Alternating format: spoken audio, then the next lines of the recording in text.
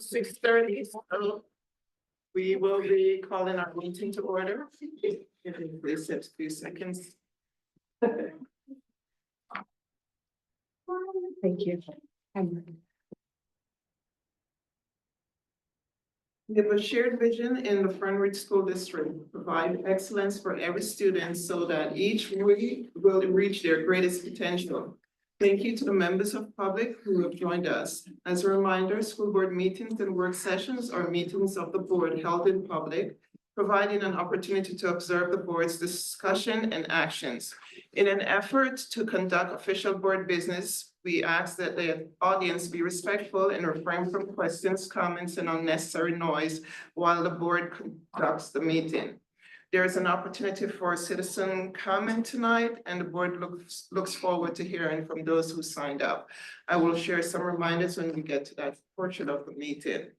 Also, please note that our board meetings are live streamed and posted on the school board website designated area.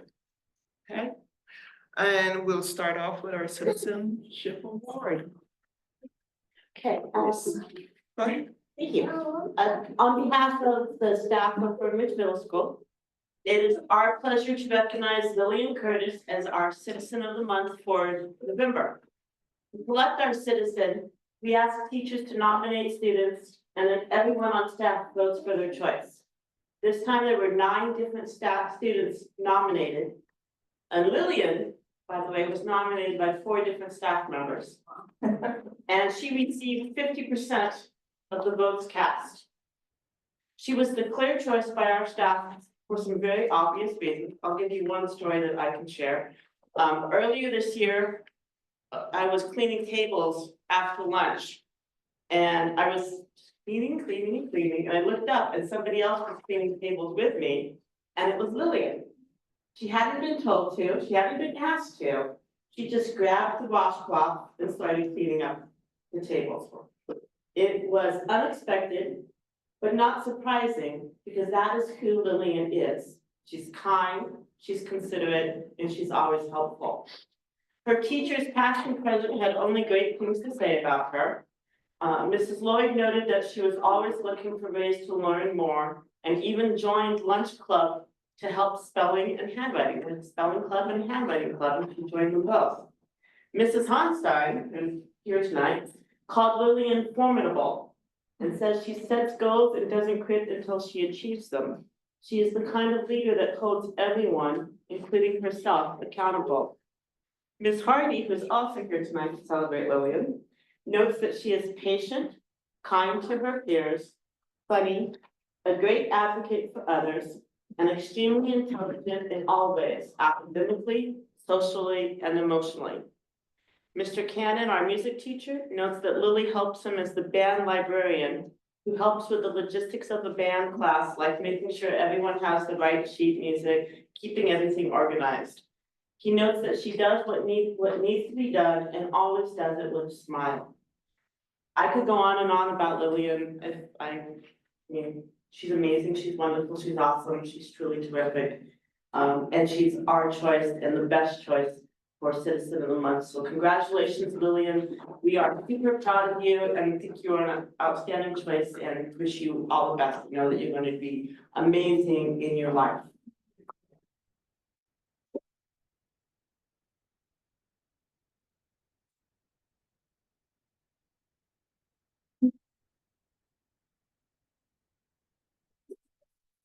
I also want to recognize for a minute that great kids are villages to raise, and it's clearly obvious tonight that Lillian has a village for her. So thank you guys all for coming. Oh, okay. Lillian, Mira, I get a picture of you. This part, you get pictures. You guys, we get the school board? Oh, the school board is going to. Oh, no.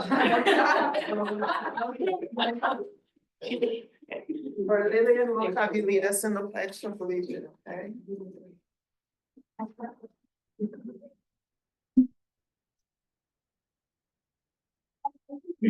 To the flag of the United States of America and to the republic for which it stands, one nation, under God, indivisible, liberty and justice for all.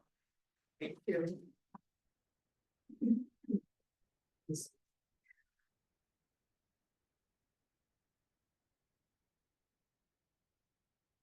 Congrats and thank you, and you're not required to stay, but you're welcome to stay if you wish to.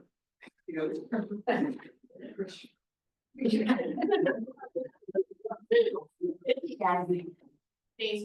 Congrats. Yeah. It's Lisa, how are you? Long time seeing you.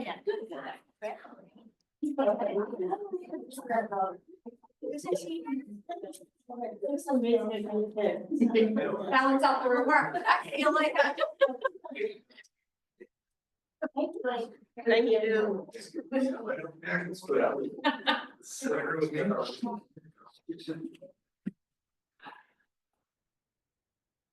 Yes.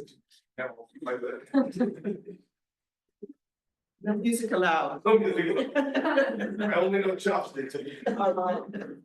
You play that you have to dance, so. Okay, I don't believe we have any public comments. All right, so we'll move along, and our next meeting here is our business office.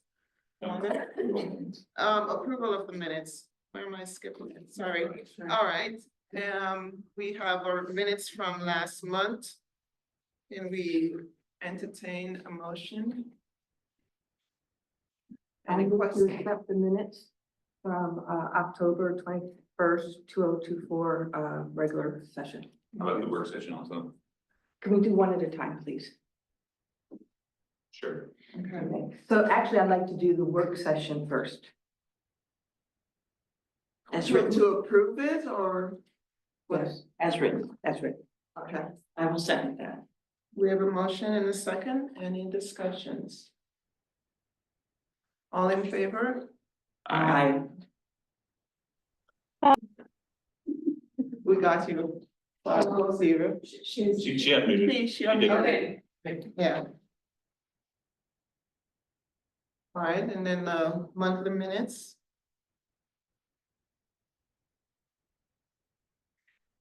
Did you have?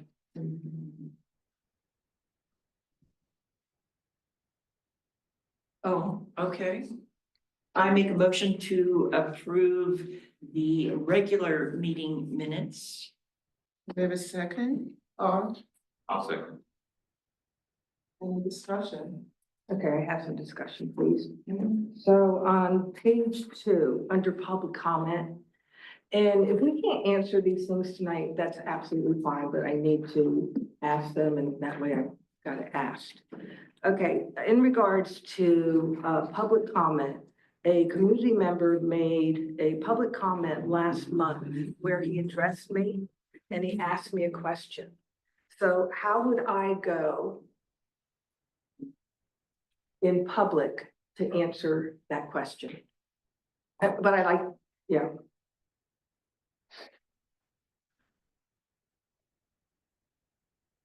I think that it was not intended to be answered. Just, I think he was calling you out. And I'm good with that. I'm good with that. How would I be able to answer him publicly?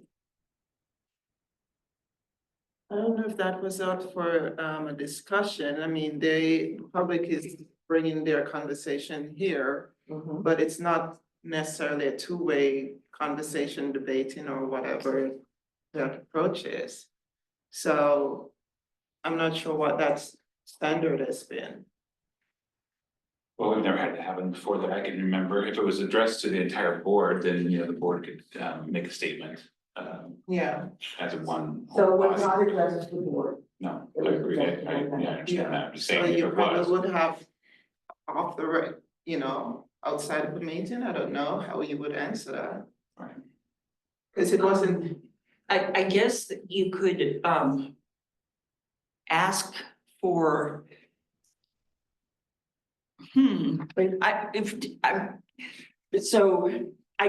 I think maybe if you want to answer it in public in a meeting, then you should ask for it to be put on the agenda Okay, And that way he would know that you were going to publicly respond to his question. okay, Makes sense. okay, okay. That makes sense. Okay, so I did have one other thing on page 3, item number 9B. And Jennifer, I'm glad that you're here. So the wording is that FREA President Jennifer Putzman presented slides, and this is where I'm concerned. As per the board, requests for information at the school level. We did request for things to be broken down. Well, we did recommend and have some requests made both for the student group and for her organization to bring more details. Right? Remember that We conversation? do. Okay. What I don't remember is school level. The kids are coming in and they're giving great presentations on what's happening in the schools with the high school students, with them. The union, FREA, okay, has been coming in here and discussing things about the schools, how everything's going and stuff like that, which is very fine and dandy. But this is FREA, the union for the teachers, so it is my personal that we hear things about the union and very carefully about teachers. I don't think that we need to hear again how all the schools are doing from our union.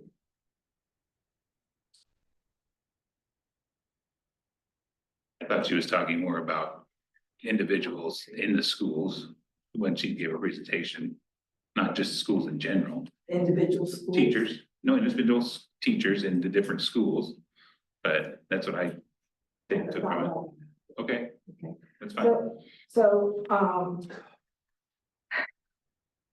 do we just talk to the superintendent? Do we have to vote on this?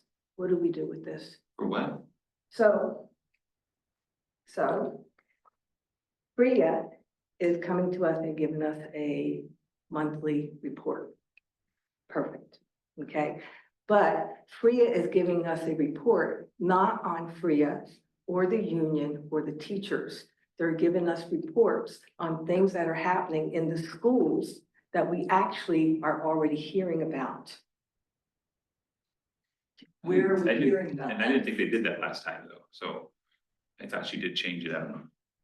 She changed the format. It was absolutely beautiful. She had a slide presentation, absolutely beautiful.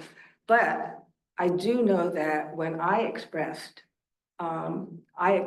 that because this is the union, that I would like to hear things about the unions or the teachers respectfully.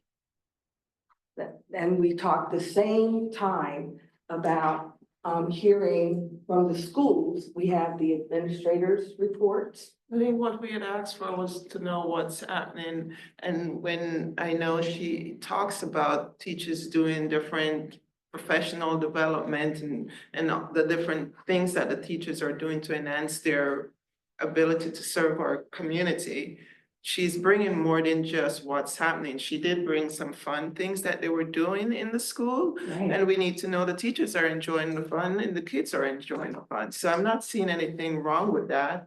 And if you need more detail, I mean, are we privy to what is being discussed at the union level? I don't know that. I don't. That's know what either. you're wanting to know. Well, no, I want to know the things that we're able to know. If something's going on at the union that the school board can be aware of, then it would be the union that we would get that information But from. Superintendent Carpenter normally tells us if he's in dialogue with the union and how is it going. So you get that report that he'll say, you know, we're in discussion with the union and we're at this stage or whatever. He does provide that. So I'm not sure what else you want to be presented in this setting. So, So it's possible that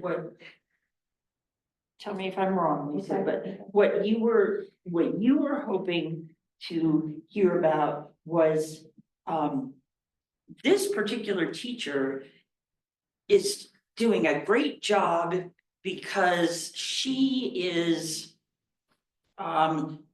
leading her class in XYZ. Is that what you? and without even having to know the teacher's name, if we're not privy to that. But that's not confidential, that they're doing something really good. But that's what I'm saying. If it is confidential, then we don't need to know the names. We could still hear the story. We just don't get the names. I don't think But there that was no anyone, reason any not to. teachers would Didn't say the names. would not It's a want the situation of names good to be things. associated with something Positive. positive. Right, that's what I'm saying.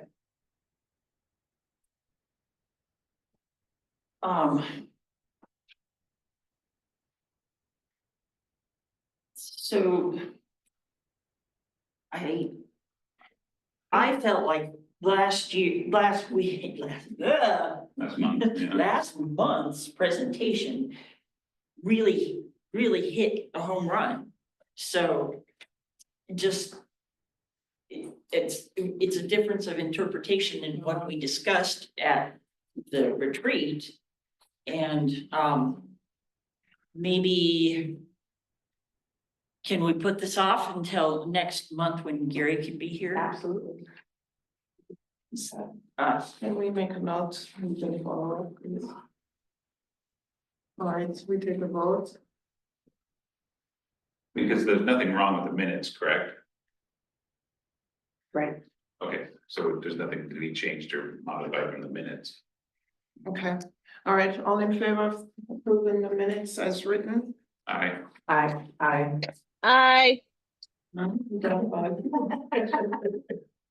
Thanks for hanging in there, Kathleen.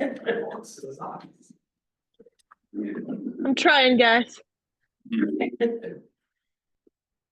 Thanks, Lisa. We'll move on to the business office with Juana enrollment report. Can you guys hear me? yes, yes. All right. Forgive my voice a little bit. I'm getting over a virus, so if I cough or anything. This is our enrollment report as of November 1st. Our in-district enrollment was 1,298, which is 14 over our budgeted numbers. At the elementary level, we are up 3 students. At the middle school level, we are up 27 students. And at the high school level, we are down 16. We also have 8 more out-of-district placements than originally projected in the budget. And that is all I have to report on the enrollment, unless the board has any questions for me. Have a little one. Sure. So you have down here under, towards the bottom, home. Yeah. Home tutor. Can you tell me what that is, please? Those are if we have any students that require home tutoring. We don't have any at this time. I honestly don't know when we had, I don't think we've had any this year. We maybe had 1 last year. And then when it's home tutoring, who is doing the tutoring? That would be a good question for Roka.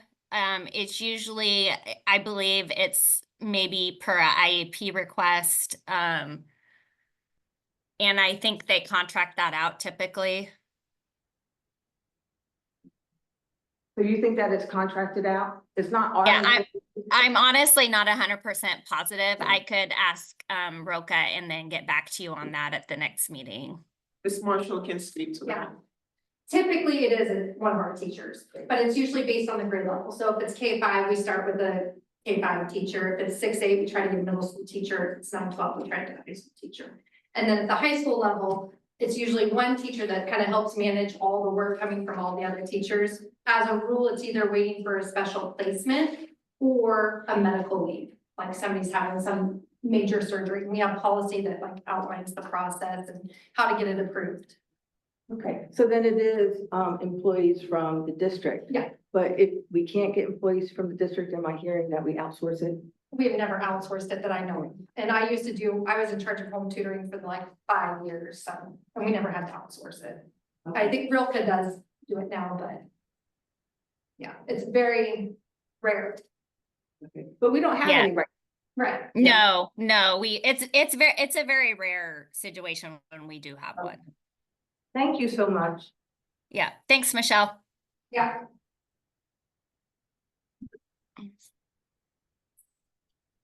And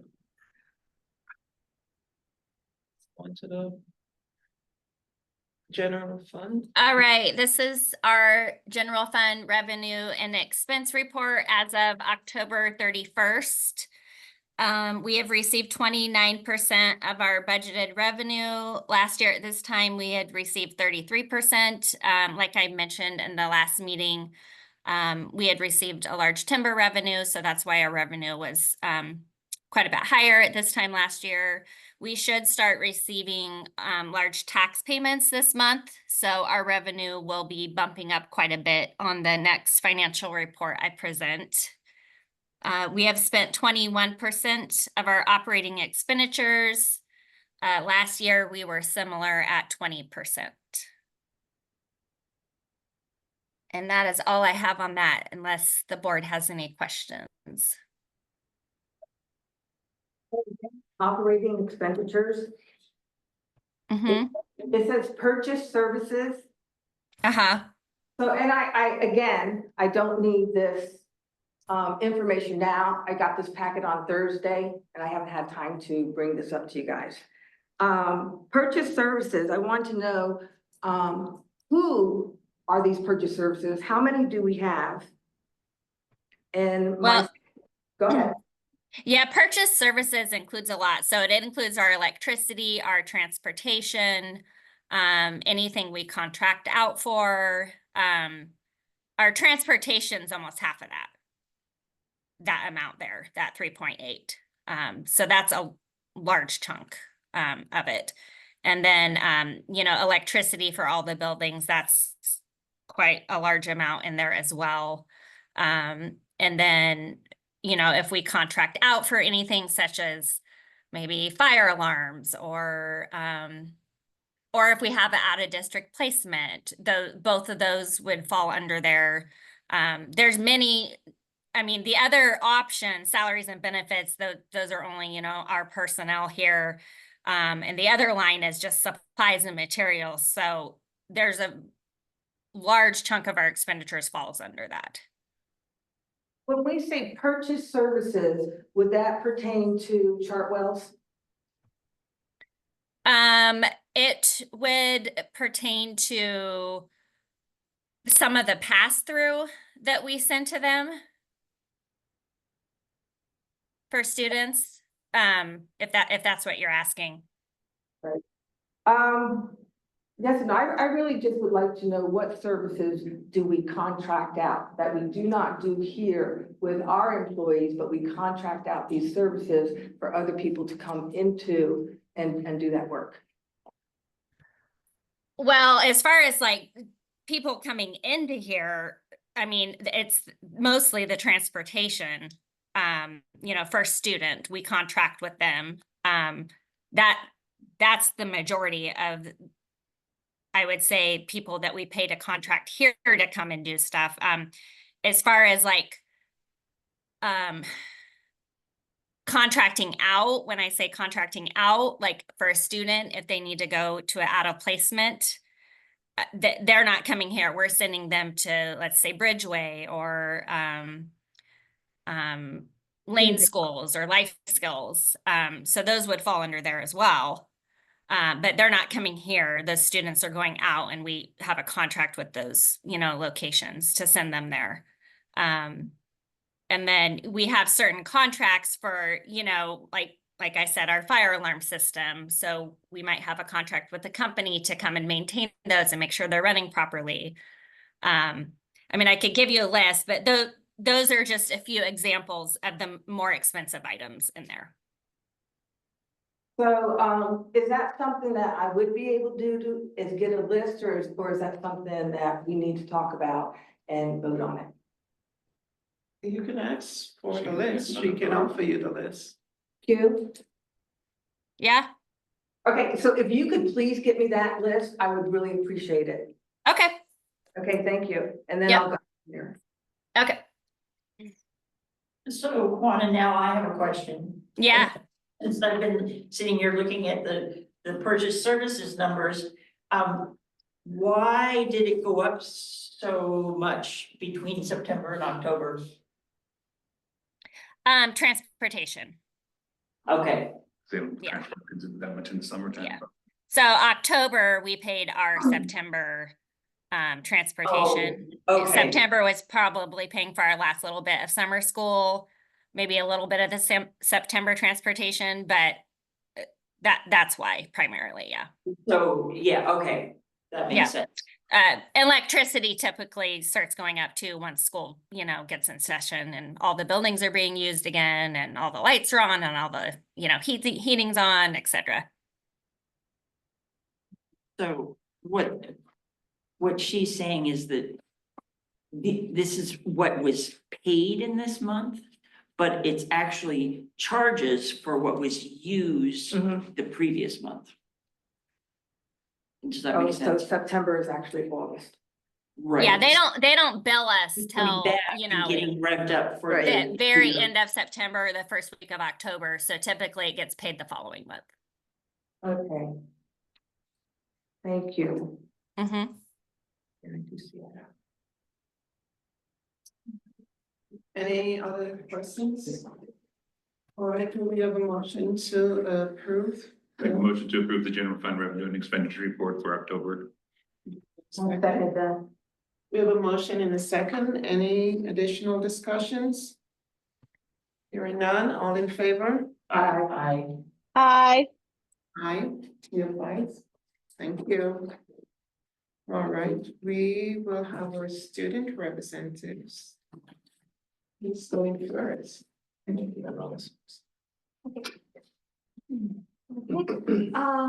First off, we have state testing. It finally happened. It was October 30th and it went very smoothly. The AHS students remained in their homerooms for the whole day, taking variations of the SAT. It was different for each grade. And then the seniors had the opportunity to choose between the SAT and the ASPA, and both of them are already receiving their scores. By the end of the day, we had a big assembly that went very good. Their students were rewarded for their perfect attendance, and there was different prices. There was like a prize for $50 and others for $20 and $10, and some candy as well for the other one. Sweet in the pot. Yes. We had two cross-country runners place top 10 at districts. Junior Jake Van Dam placed 9th and senior Jude Carmen placed 4th. Jude went on to race at state, finishing 13th in all of the 3A group across the state. The football team celebrated their season at their awards night, where senior Keelan Hecker was recognized as the most valuable player. And then we had our Powder Puff fundraiser, grad night fundraiser game on Friday between the junior and senior girls. The senior girls won, and were cheered on. And we're cheered on by some great performances from the boy cheerleaders. Senior Zane Clemmer gathered the most funds from the Dash for Cash fundraiser they did. He gathered about $300 and can be seen today wearing the silver cowboy hat he won from doing so. In total, the Dash for Cash raised $1,258 and ticket sales raised $1,605. And then the money made from concession stands hasn't even been counted yet. So it was a pretty big success for the others. Good, yeah. And then we kind of have this in like all of our past items. But I just wanted to let the board know here that we have a school paper, an online paper, where we cover a lot of these events and things going on in at least the high school and kind of community level. Right now we're having some technical difficulties, so it's not the most up to date because we're having trouble posting some stuff, but we're getting it worked out. But yeah, if you're interested in like some other like local news, then Awesome. school does it. Chief editor right here. Now, for future events, we have the Holiday Bazaar. This year, the EHS is gonna join the Holiday Bazaar that happens around in Medina and Elmira. It is presented by the leadership class, and we're just doing November 23rd from 9 a.m. to 5 p.m. The class will be selling tables for local businesses and people interested in selling their products. It is gonna be a fundraiser for our class. EHS students also have the opportunity to sell their work and art, and we're working together with different classes for them to be able to sell them. The EHS coffee cart will be selling beverage and it will be available for purchase there. We'll have some volunteers from our student body. And then in additional to the Holiday Bazaar, the EHS leadership will be selling wreaths and similar holiday items, so we can collect more money. We joined the bazaar a little bit late, so we really didn't get too many people sign up for tables, but we did have a partner that makes wreaths that we're gonna sell them for, and hopefully we'll make most of our money off of that. Yes.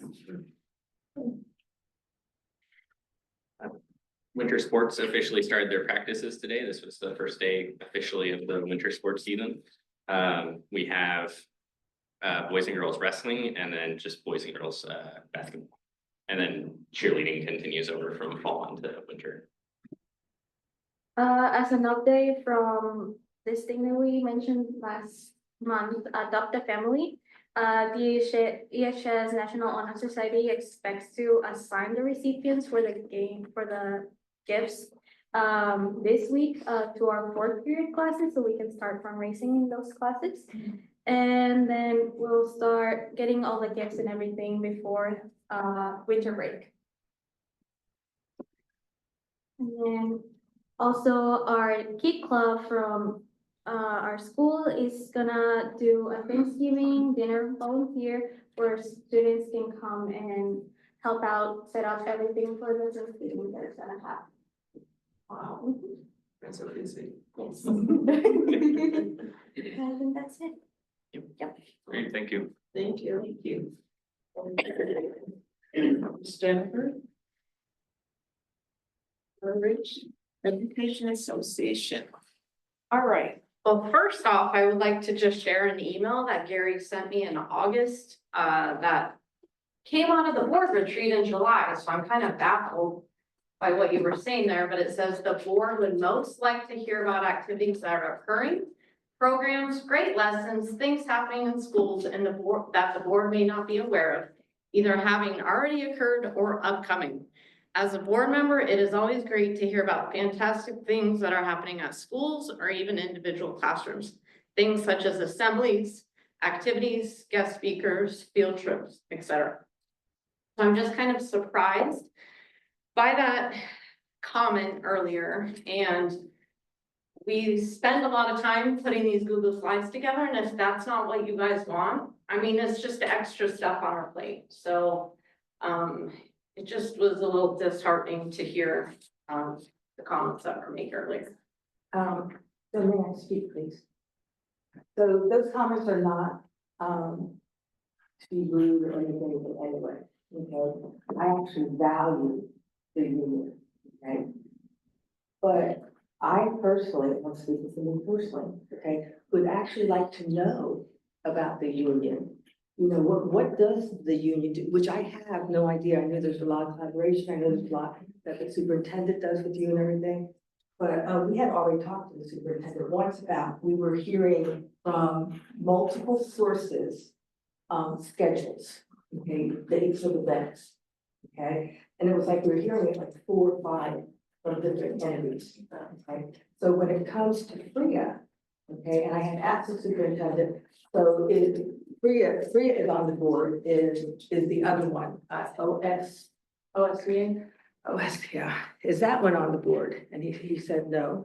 So I would like to hear from everybody, but I'd like to really hear pertinent information actually about the union. And I know it's been discussed about, we have to be careful about what we say about the teachers, which I totally respect.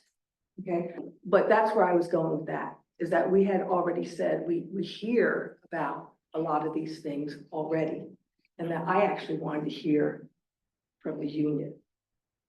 So it's not, the slide that you did, I felt a little bad talking about this now because the slide was beautiful. I mean, a lot of time went into there, but again, it's like, not that you're wasting your time, okay? I can see that now you do feel like you're wasting your time, but why would we want to hear something that we've already heard 3-4 times?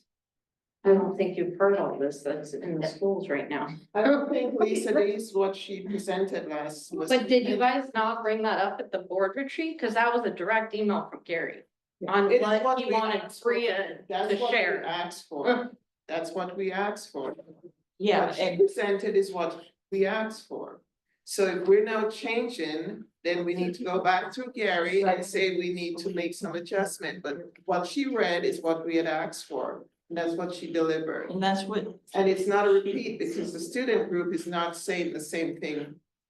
Like what she's bringing, you're talking about two different information. So we did ask for her to bring what she brought last, but. So I think at this point, we'll let that rest, and if we do have requests for modification, we can go through the superintendent, okay? So we'll take that offline and you can continue with your presentation. Thank you. Happy Thanksgiving next week.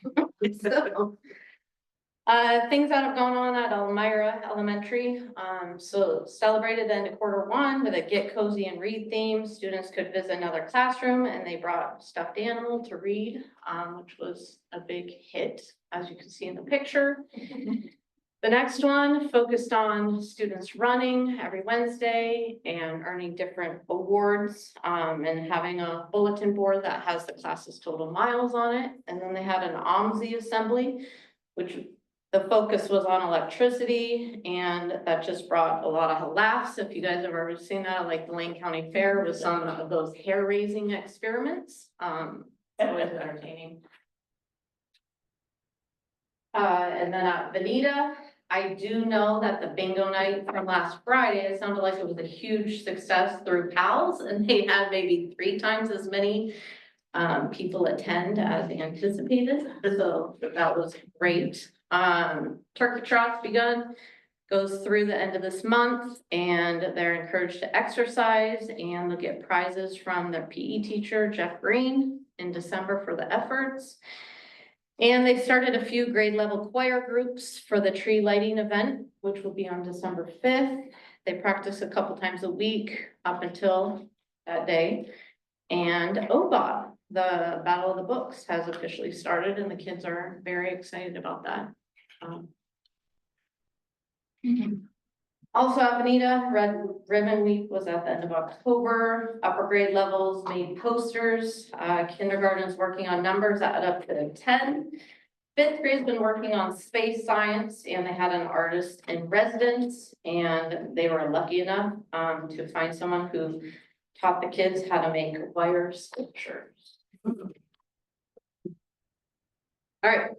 And then the middle school, so students enjoy some relay games and a main game of dodgeball with the staff, followed by high five drawing for sports and art supplies. Ghost Pops earned around $250 for leadership.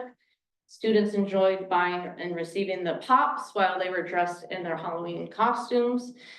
And the fall dance gave students an opportunity to show off their moves on the dance floor. Nothing like a cold, rainy day to dress up in cozy jammies to show school spirit.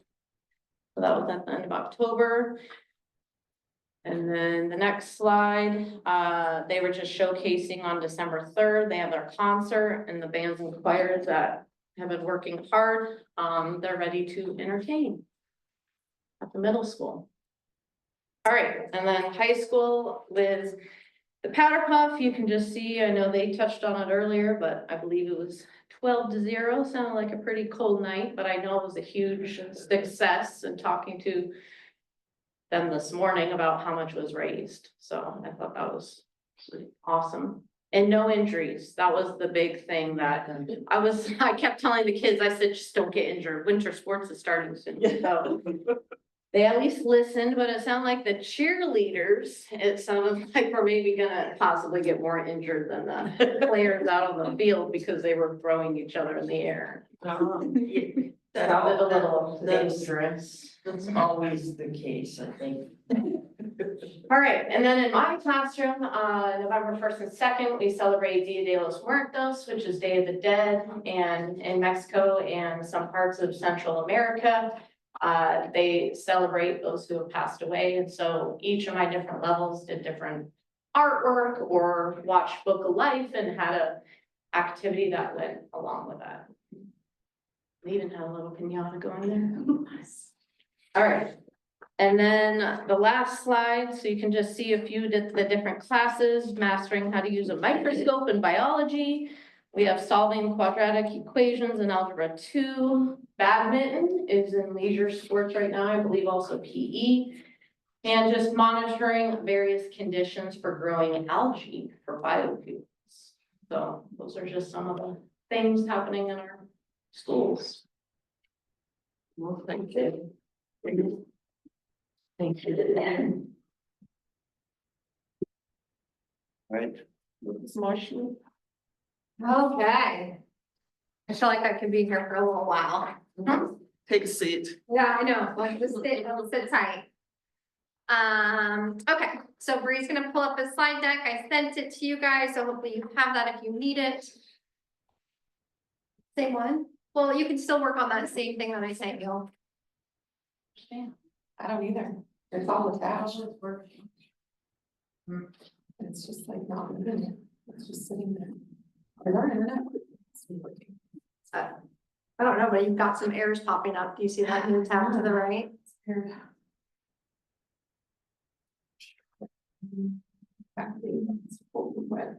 just came from me on the website. It's doing the same thing? No, it just came up for me on the website, the board goals. Is that what you're talking about? Yeah, and you can open it? Yeah, it opens. I'm on the web, just on the website, yeah.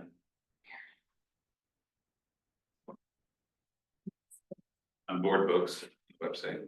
Yeah. I'm going back to the email and pull up what you just gave me.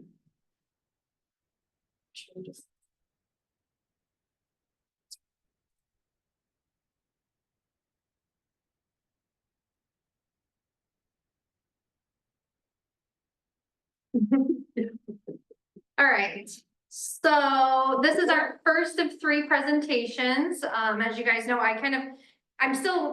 it's our second year of doing this, so I'm still playing with the format and the draft. So any input that you have to make it easier or better for you, let me know.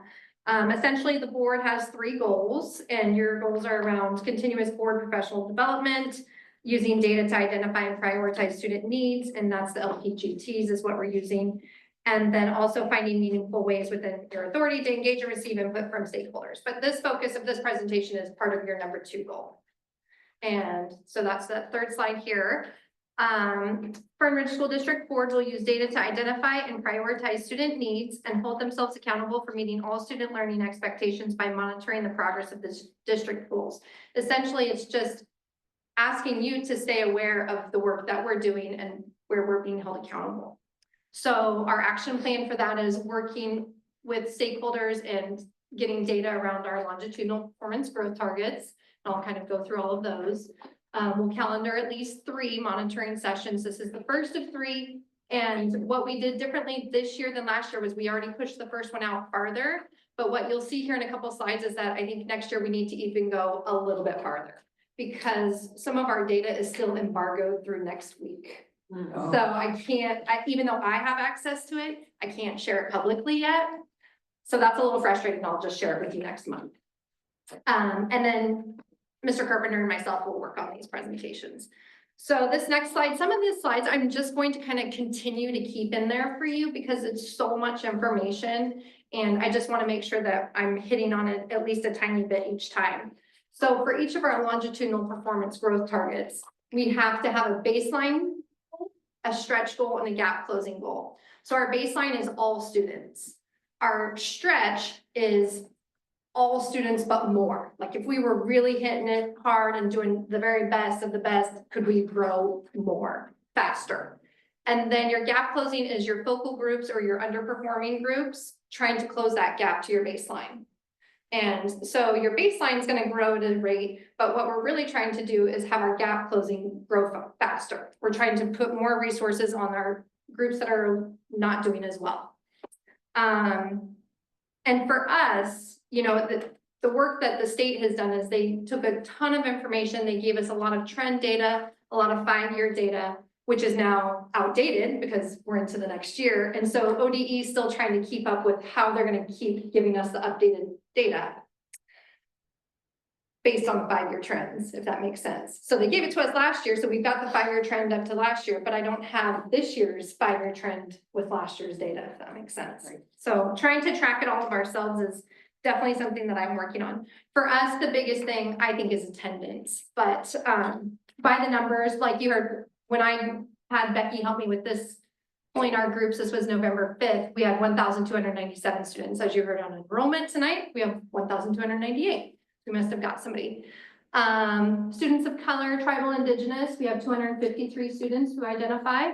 Students who experience disabilities, 256. Emerging bilingual, 16. Students navigating poverty, homelessness, and foster care, 317.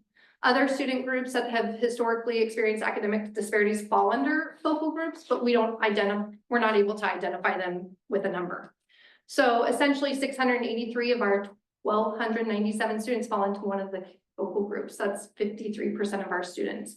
So it's a huge group, right? I mean, there's a lot of kids that fall into one of these groups that we know struggle more regularly. All right. So this is another one of those that I'll keep coming back to. This is our district equity lens. So having this out at meetings, having this out with our staff, and having our conversations when we're spending these dollars, when we're aligning these goals and objectives, what are the impacts that we're having on our stakeholders, both positive and negative? How are we going to sustain it and make sure that it's viable? And then how do we really identify success? So all of this kind of walks you through different questions that you want to consider. Now, I don't use this tool every time I make any decision on the planet, but definitely for our mission, our vision, and our planning forward. So our first area that we'll talk about is K-12 attenders. And I mean, I didn't put these in any particular order, but I do think this is an area that is important to me and for our district, because it's one space that I feel like we're not performing like we could be. We're below the state average, but our first quarter, if you look kind of in the very middle, I was able to run our first quarter attendance for each building and then as a district. And so right now we're doing pretty well for end of first quarter. Our 23-24, we had 69.9% was our 23-24 district-wide data. Our goal was 74%. So we definitely did not hit the mark there. We did not, so if you see below, so baseline was 69.9, our stretch, our actual data is the same as our baseline, but our stretch goal was much higher. It was 75%. And then for our gap closing target was 67.2%. So we actually did make that goal. So happy about that. We have this as one of our ongoing admin agenda items for every meeting. So building principals are really trying to keep this at the forefront of what they're focusing on. And then, but there's just so many things to consider: vacations, hunting, illness, you know. We have our options program where those kids, if they don't log in every period of every online class, they're absent. So there's a lot of little factors. And so the most important message is do what we can in the most positive way possible and be mindful of who are our kids that we need more support. You know, if you go to a kid's attendance and they look chronically absent, but you know they were just in Granite elk hunting for 10 days, that's okay, right? You assume that they're going to get back on track. If you have somebody that every time you look at their attendance, they're missing Wednesday, Friday, Monday, Wednesday, you know, how do we help those kids? So that's our attendance. 8. Third grade ELA is another area that we're doing a lot of work in elementary reading right now. I did the literacy update for you guys last month. So hopefully you kind of remember all of the things that we've got going on. We are above the Lane County average. We met our goal in all areas. We met it exactly for gap closing, and we're just hoping to continue that growth. We're in our third year with Wonders, which is our reading curriculum for K-5. And that transition can be really tricky for teachers, just getting familiar, knowing what's coming, knowing what's the most useful components. So we're on track here. We're definitely not as high as we'd like to be by any means, but we're on track with our goals and we're doing a lot of great work. This is an area I still haven't really got to give you guys a ton of information on our new Renaissance assessment platform. This is still third grade ELA. Our STAR CAT is called a computer adaptive test. So essentially 3 times a year, our kids will take this and it correlates their score to the state benchmark. At this time, 42.5% of our kids, if they were to take the state test right now, would most likely pass. What teachers are able to do is give it at least 3 times, if not 5 times a year. And then what they can do is they can watch that growth pattern. And then they can kind of correlate it and make predictions. They can group kids, they can set goals. There's a lot of stuff that they can do in there. And this part's just the computer adaptive. So what happens, I think I mentioned it to you, a kid will start and based on whether they get it right or wrong, the test will go higher or lower. So kids aren't getting this huge frustration point because it's adjusting lower for them. And kids that aren't used to being challenged are like, whoa, this is getting significantly harder. And it's kind of a fun feeling when things do that. So that's the STAR CAT. And then the next slide is STAR CBM. So the CBM is called curriculum-based measures. Those are things like 1-minute timings of reading, phoneme segmentation, vocabulary, comprehension, different activities. And those are taken in addition to, but the STAR CAT or the STAR Early Literacy, a kid takes independently on a computer, no teacher involvement. The CBMs you do one-on-one with the teacher. And so those ones you're getting a whole nother level of data. And they put all of those things together to help you see where your kids are at, what their specific needs are. And then some kids, let's say I'm not on grade level, I'm below or I'm in an intervention, I might get CBM tests. They're often 1-minute timings every other week. So we're making sure that we're tracking those kids a lot more intensely. All right, next one is 9th grade on track. So that's another one of our goals. Our 9th grade success team meets 1 time a month. They have focused future success classes and they do a lot of learning habits, study hall, time management. They have one-on-one meetings with the CTE school success coordinator. And that graph that you're seeing, it goes from 22-23, then 23-24, and then 24-25. And what this is that first blue bar is the number of students with an F out of all of our kids. And we have roughly 100 kids. It varies between 85 and 100. So in 22-23, we had, at the same point in time, we had about 30 kids with at least 1 F. And then that next bar over, that orange one, we had almost 60 total Fs. So between those 30 kids, maybe 1 kid had 5 Fs, maybe 1 kid had 1, maybe 1 kid had 3 or 4, but the total number of Fs was high. It was at 60. So then you look at last year at this time, we had less kids with an F, but more Fs. So we just had more kids, or less kids, but failing more classes. But what I think Mr. Goldegger and the high school is really proud of right now is that first quarter, 24-25. Right now, we have significantly decreased the number of kids with an F at all. It's roughly 15, 16, 17. And then when you look at the number of Fs that they have, it's 40. So there's still kids with Fs, there's still kids with multiple Fs, but the high school's really done a good job of trending it down. There's one more on 9th grade on track. And this is something that's, the state data is embargoed on this right now too. Oh, and actually this is the old one, so it's not, that's okay. I mean, I don't think the data is going to change. We're just not allowed to share it publicly. So will not say those numbers out loud. I apologize. That's okay. So, the top bullets are from Mr. Goldegger just did the first quarter, 9th grade on track. And right now, 88% of our high school kids are on track. And that's significant because, like our goal for this year is 81%.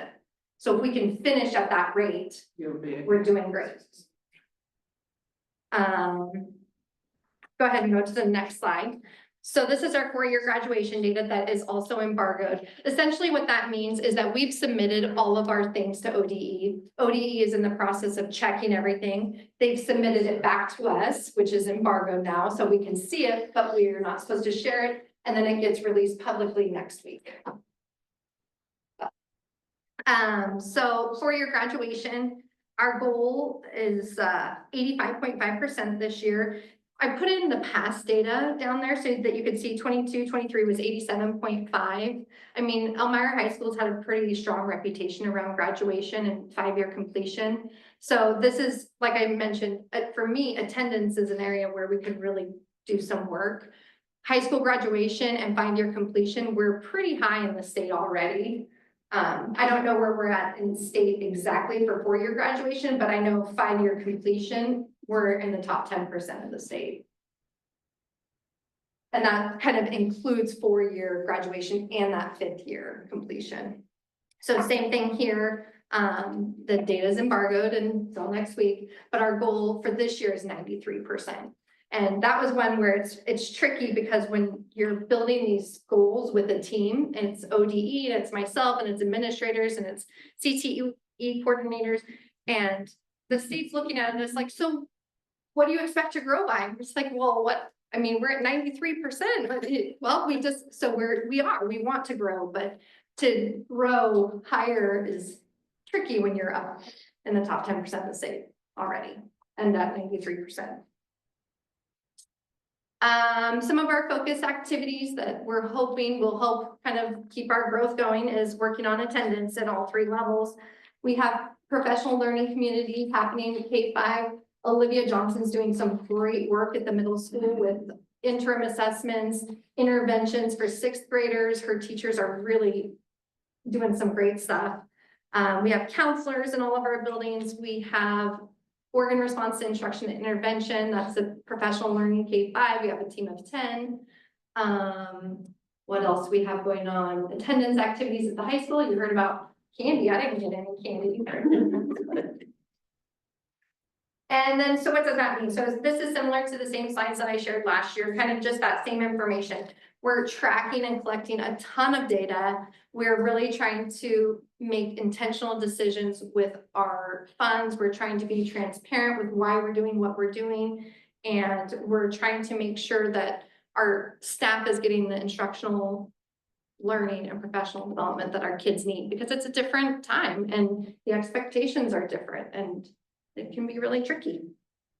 There's a bunch of additional documents and links if you want anything.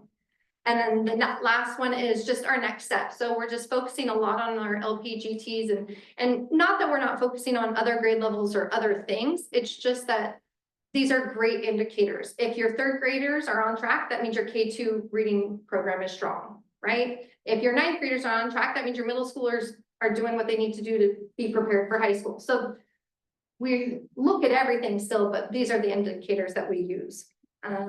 We're doing some interim assessments, which are essentially practice state tests. We are, right now I'm doing a ton of work on our integrated plan application for 25 through 29. Can't believe I'm saying that year out loud, 2029. One thing that I think you guys might be interested in is in December, we're doing our community input surveys, our student input surveys, and our staff input surveys. So that's something that I can share. I'll bring that to the board too, once I get all that data together. My goal is probably January school board meeting, since it's late, it's the 27th. I should have all of January to kind of put together a slide deck for that. So that's my goal. February would be the latest. Any questions on any of this stuff?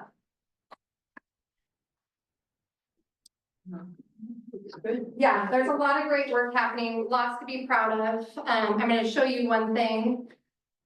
Just to speak to it a little bit more about the work that's happening in Fern Ridge. It's the fourth one over. Yeah, that's. You got it. I got it. Okay, so if you will, you scroll up a little bit.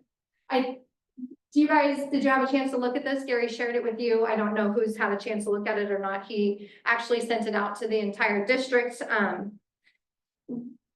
We get all this data, and as you know, and I've mentioned, I kind of nerd out on it because it's important to me. And when I was a teacher, I wanted to see my kids growing. And so I just like looking at the numbers and our performance overall. So we got spreadsheets and spreadsheets of data, and so I started pulling out, and it's all 197 school districts, and it's every school in every district. So it's just pages, and I was like, I want to look at Lane County. Like, how is Fern Ridge doing compared to Bethel and Cresswell and Springfield? And so I started making this document, and I started rating all these things. And so then Lane ESD, I shared with them. I was like, hey, here's what I'm trying to put together. And they're like, oh, we have somebody that just does data. And so he took all my ideas and put them into this beautiful sheet. So now we can look at it. And essentially, what we want to celebrate is that when you look at all state testing combined, 3rd grade through 8th grade, 11th grade, out of all of Lane County, 16 school districts, we tied for 3rd in English language arts. We tied for 3rd out of 16 in math and 2nd out of 16 in science. This one that I just had Bree pull up one was 11th grade, and the high school, I hope the high school has celebrated this. Out of Lane County, we were #1 in math, #1 in ELA, and #1 in science, out of all 16 school districts. So, yeah, very good. Yes. I mean, there's still so much work to do, right? I mean, we all acknowledge that there's work to do, but I think sometimes we need to step back and Celebrate the small. celebrate what we are doing. Yeah. When our 11th graders are scoring #1 out of every school in Lane County, it's a big deal. Yeah. That's it. And I'm gonna be right here. If you have any questions as stuff come up, as you go through the things, let me know. Thank you. Have one. I can't read the slide. Oh, Don't hold the back. you can tell whatever you want. I appreciate it. Me and the wife argue about numbers you roll with, I'm right, I'm gonna prove she's wrong. I got some notes today. Oh, did you want it back? Yeah. You're doing it good. Oh, That's right, perfect, thank you. Thank you. Were you Yeah. presenting for? Superintendent? no. No? Okay, so any questions for Mrs. Marshall? We're good? Okay. Gary's out sick, and so we will bypass his report for this month, at least for now. He normally gives us weekly updates, so I don't believe we're being left out of anything, so. We're gonna go through our many resolutions, right? Budget committee first, Oh, 8A. 8A first, D, A. yeah, the budget, selection. Okay, how do we do that? Well, there's many, two ways we could do it, go through We each one, need- or we could have a motion to approve by people, if someone made a motion for that. So do we have to select all 5? We need 5, yes. Do we rank them? How do we do that? How? One person, one name, 5? Someone makes a motion to select so-and-so and. We take rounds for each name individually. You can do it either way. I would make a motion. I could make a motion for 5 people at once. If people got seconded and approved, then that would happen. But Well, what if they don't put second all each of the? don't second it, I guess, or don't vote for it, but we could go one by one too. It doesn't matter to me. Any consensus? How do we want to do it? I would do one by one. I think that I would That's fine. probably agree. Either way, it's fine with me. It doesn't matter. I understand that those are the 2 ways you could do it. There's really only 2 ways. Okay.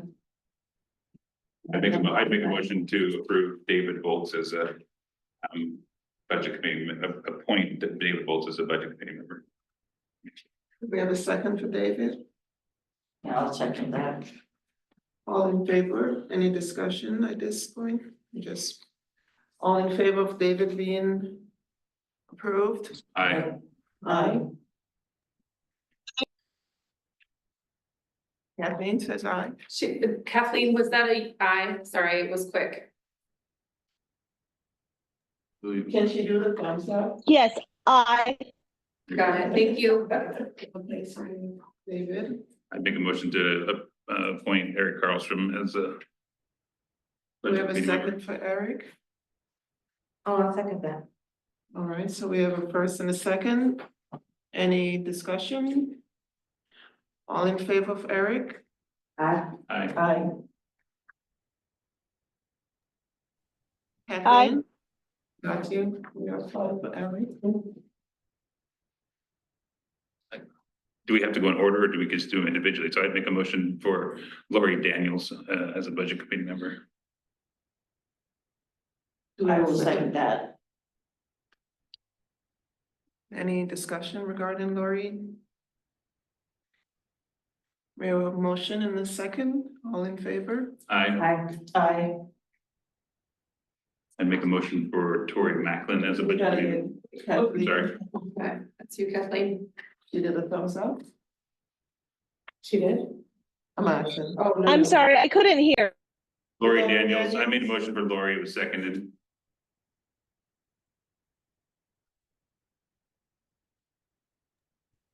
A nay. Okay.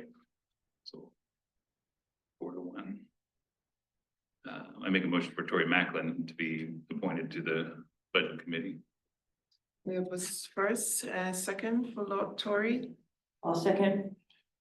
Any discussion? All in favor of Tori? Aye. I, I. Perfect, and I'll make a motion for Tracy Robinson to be appointed. We have a motion for Tracy Robinson. Do we have a second?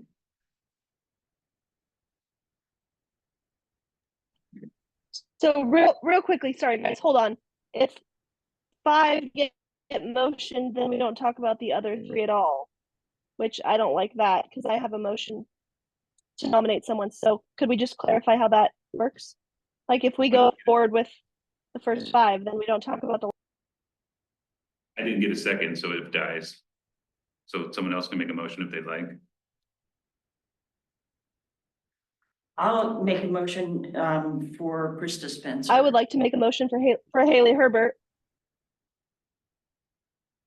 Okay. So we'll have to address what We the, have to do one at a time.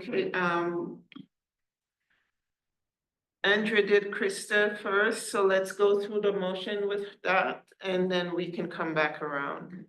Well, at this point, I'm not sure how. that's right. Yeah, She would have to be heard, but we. so we have a motion. Do we have a second for Krista? I'll second that. All in favor? Aye. I, I. Aye. So Aye, that's 5. that's 5.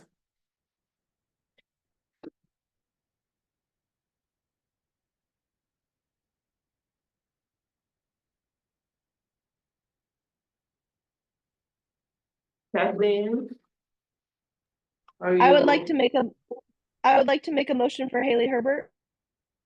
So we do have 5 at this time, and that's the seats that we're filling. I'm not sure if you understood that. I just don't agree with the first 5 we go for. Like Mark hit 5 right away and we haven't even had a chance to motion for other ones potentially. If that makes sense.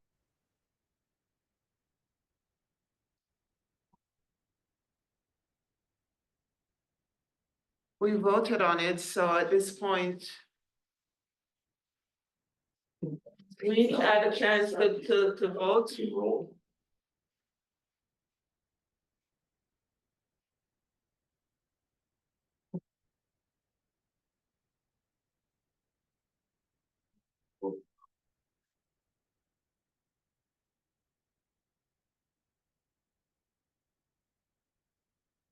we each voted on those 5 names, so at this point, we have 5 selected for the budget committee.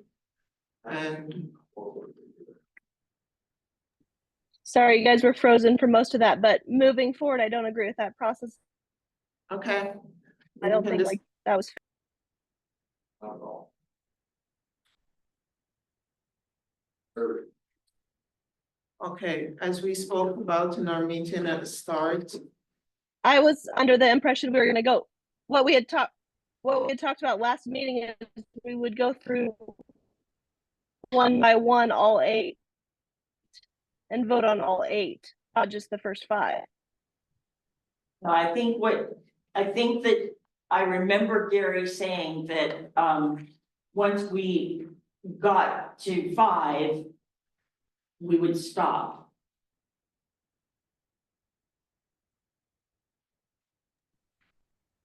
I disagree with that, but okay. But Mark didn't, give anybody else a chance, yeah, we all heard. could you please not speak out? Thank you. But Mark did not, go alphabetically down. I mean, We went as individuals, so we didn't do it as a group. We steamed it.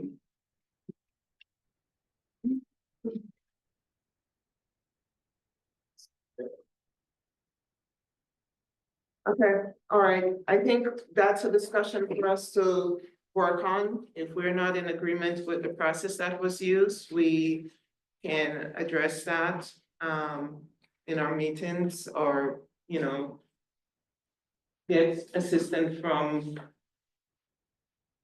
how we can handle this process going forward. So at this point, we have 5 names selected and we'll have those moving forward. You could also vote for an alternate in case somebody declined. If you want to have one in one. They all applied. Oh, I mean, they all applied, so it's up to you. It's up to the group. If you guys heard what Mrs. Marshall suggested, that we vote on an alternate in case someone declines? Is that something we want to do? yeah, I did want to do that. Okay. Kathleen, if you want to nominate the person you were.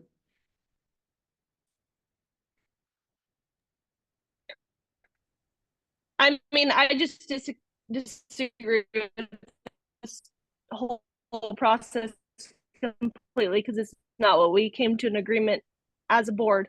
I think that it should be redone if there's any way to table.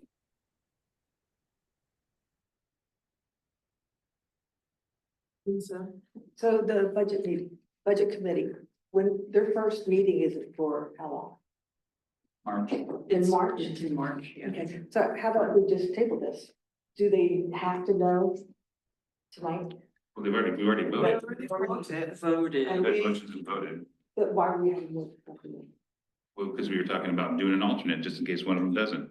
That was a suggestion from Michelle, and so Andrea said that would be probably a good idea, so if someone else would like to make a motion for an alternate in case one of the 5 that we chose who applied didn't want to do it for any reason, then we could have an alternate. So I would like to nominate Haley Herbert as an alternate if one of the 5 declines. Do we have a second for I'll him? second it. All in favor of having an alternate and Haley being that alternate? I'll second. We have 5. Aye. Thank you. All right. We will move on. Our first resolution is our OSBA resolution to adopt the proposed resolution to amend the OSBA due schedule, and it requires a board action. So I don't actually know whether it was appropriate for someone to email us, Oh, but I read it anyway. And I feel like they made a couple of decent points about, we as a district, are fortunate that we can afford the increase. and Gary stated a couple times in the past that, as much as we use PACE for stuff, we're saving money. Even if we pay the increase. I mean, he said, he has said in the past that because we use PACE so much, those legal fees, we don't pay anything for those. Yeah. And it totally outweighs any dues rates that we would have. So he said we could budget for that, that's not a problem. That's just what he said in the past. I guess my concern is for other small, even smaller districts that maybe can't afford it. But they won't be able to afford the lawyers and the attorneys Well, that's themselves, right? So it's one or the other. Which one is gonna be least is the direction, and Well, that's. maybe they don't have as many legal issues, and so they won't benefit, but if they do, Or maybe they should be calling PACE when instead of making things up. yeah. So, any other, what's that? Yeah. So, with OSBA, do we have a contract with them? We pay dues to them and then we pay their services. Right, I understand that, but are we under a contract? And is it an annual contract? How many year contract? We pay your dues. I don't know. It's a contract. Dues and everything, it's a contract. I don't know the answer to that. Okay. And the other thing that I wanted to, and if somebody could explain this, that would be great, is, so I was looking at the district member number 1, who has under 100, and that's enrollment, right?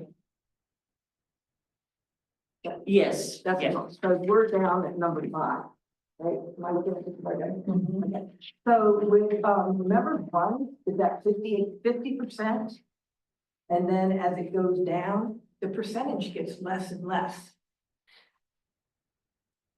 So let's see, number 1 is 50, number 2 is 38. If you jump down to number 11, it's 13%.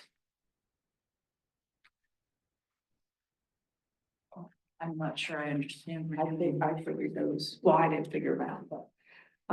So if you figure out what the percentage is that we're paying, this district right here is going to pay 50%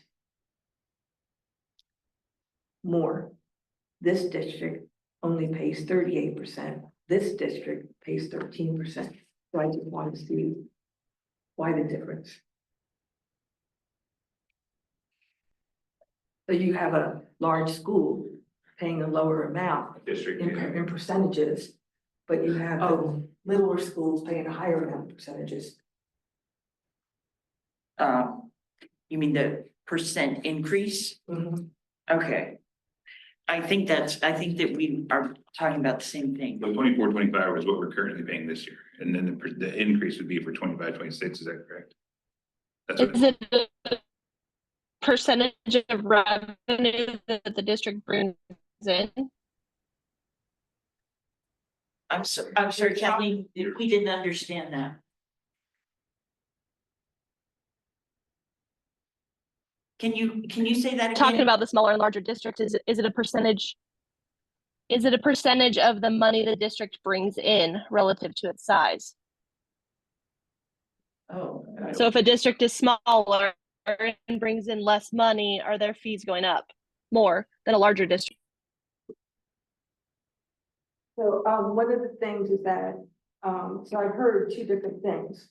One, I heard that will be fine for a couple of years. Okay, but then I also have heard that we are going to be in a deficit if we're not in a deficit already. Or our deficit is lowering. OSBA you're talking about is we? No, It's district, school district. I'm talking about our school district. So that was one concern I had. So our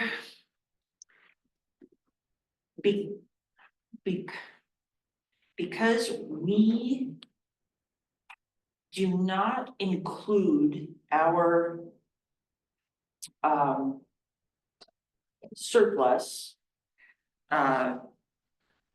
in the budget process, except where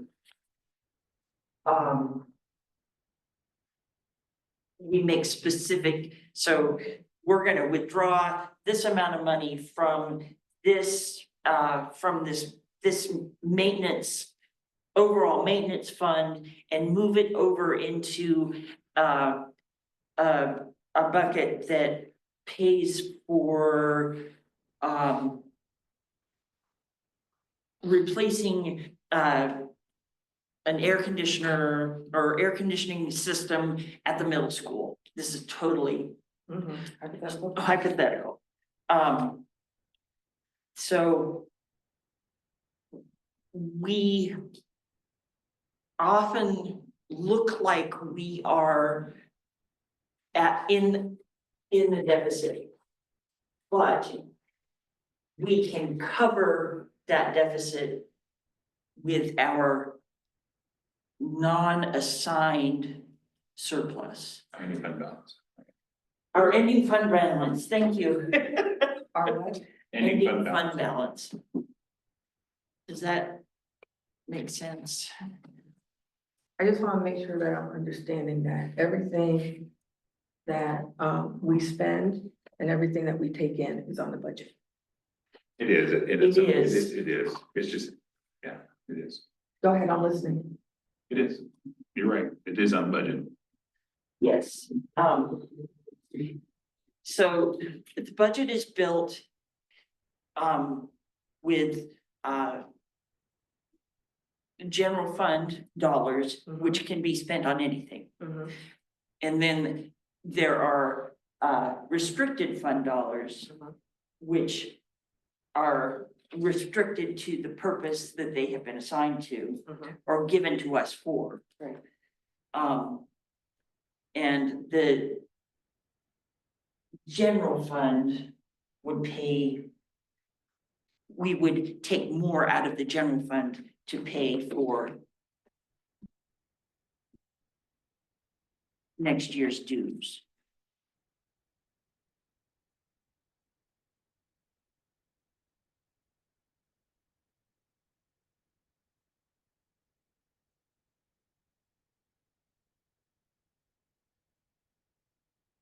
Okay, so some of these are, so like the state school fund is a general fund account, which is one of the largest revenue accounts. But, and property taxes. Well, it's very complicated, but this is, so I don't see our ending fund balance. Yes.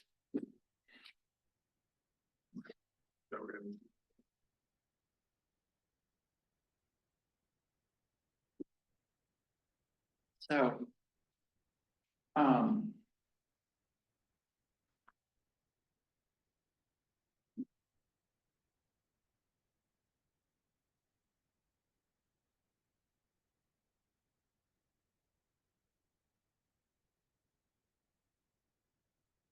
Lisa, if you feel strongly about not doing the dues thing, just make a motion and you can vote on it.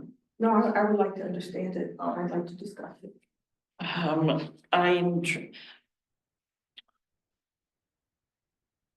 What is it? Is Quana here?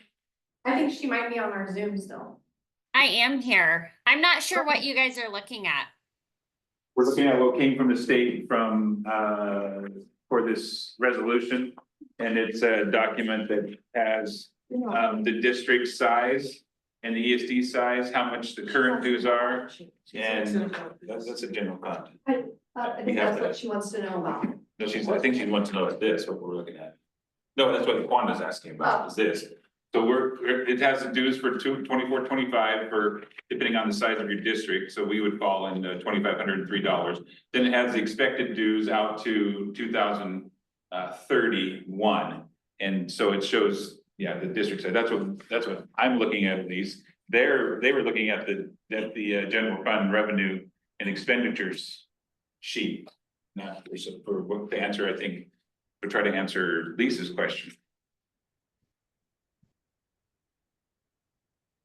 So Lisa, what's the question you have? So we're looking at the financial report and the dues sheet. Yes. Right, so what the state put out for the resolution to show how much we currently, about what we pay for dues now. And all the school districts, depending on what size they are, and ESD. Yep. Yeah, and so Is it not based on enrollment numbers? it is. So we're between 1,000 and 1999 according to the sheet, and then we would pay 2503, 2425 this year, and then it goes on from there for the next 6 years. Got it, okay, It projects it out, how much we would pay. okay.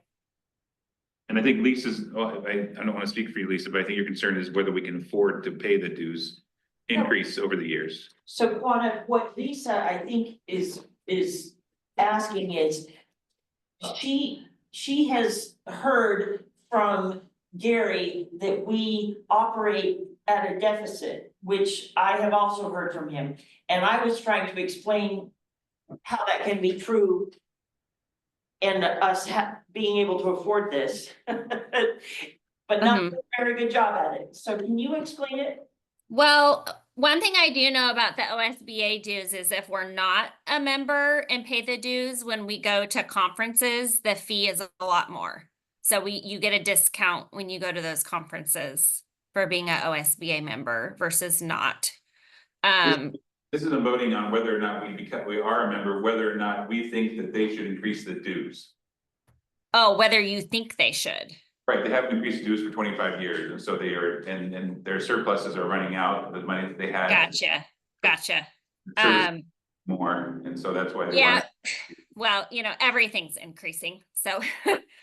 I mean, all the Lane ESD, costs that we pay, they've been increasing every year. I mean, I can't tell you about that. As far as the deficit goes, yes, Gary's correct. I mean, the district's been, when I create the budget, when we project, we're only gonna underspend 3%, which is what we always project. We're almost always at a deficit because our revenue that we're bringing in that year is not as much as our expenses we're budgeting, but we always have this large carryover from year to year that gets added into that. So, we use a little bit of that every year, but so right now he's projecting, yes, we're spending at a deficit, but depending on how much we underspend this year, we may end up at not a deficit. Just like last year, I can't remember off the top of my head, but if we were at a deficit, it was like very, very small. It was like under 100,000. It was, a very small deficit. I mean, does that help at all? Yes and no. So my question would be, has the deficit increased or decreased within the past? I would say 4 or 5 years just because of COVID. Give me 1 second.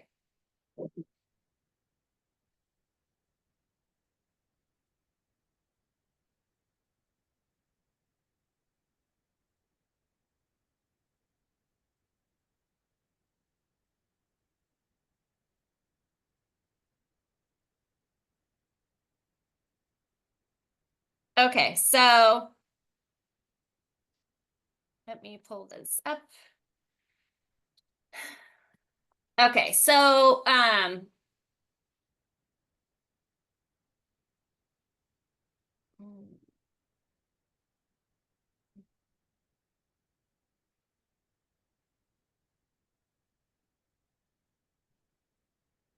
don't think this one's right.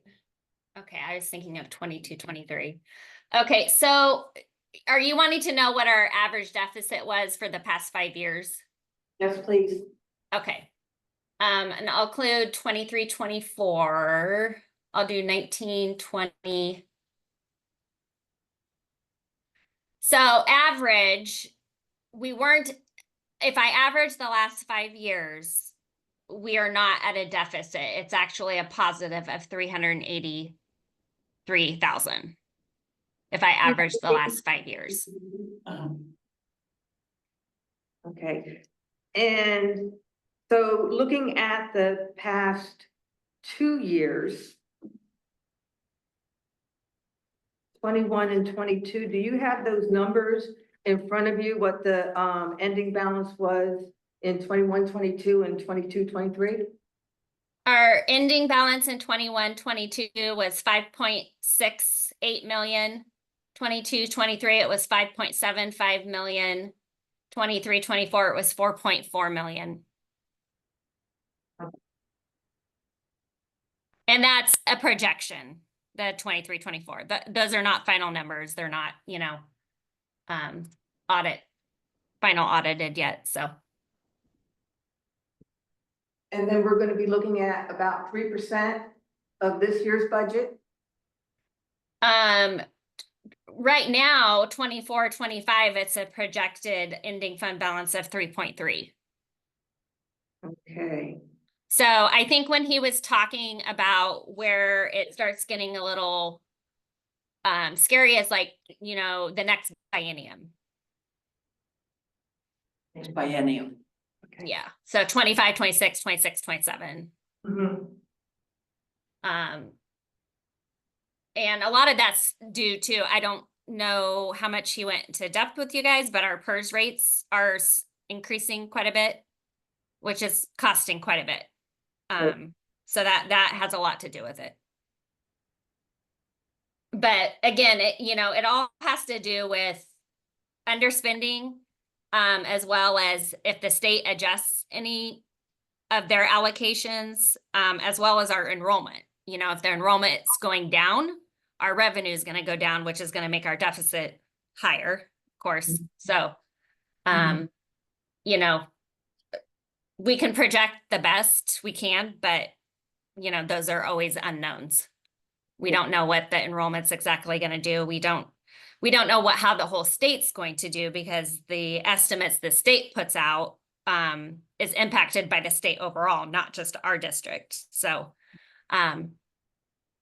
you know, even though you can look at how our district is and how our enrollment's doing, if the state's, you know, not doing good overall, that impacts us as well.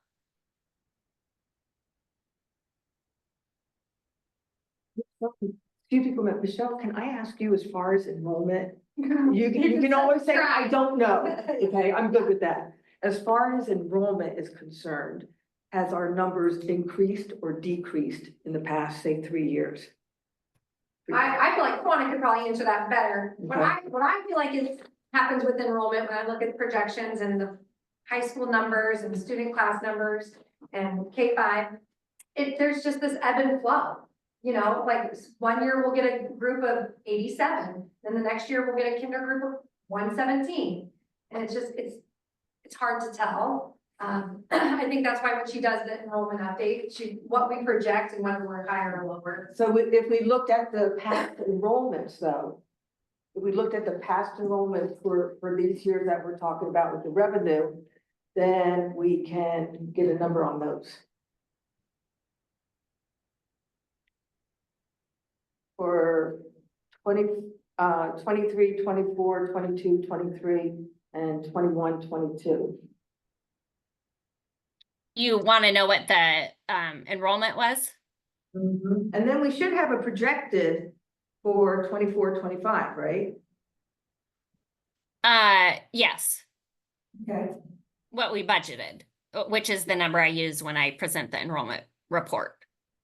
So 21-22, we were at 1354, and we're just talking about ADMR too. And I guess what I should have said when I was talking about the state overall is I was talking about the weights, because the way we receive our state school funding is not solely based off of the enrollment number. It's based off of the ADMW, which is the weighted amount, which can impact us a lot. So, poverty overall in Oregon, the total students on the IEPs overall in Oregon.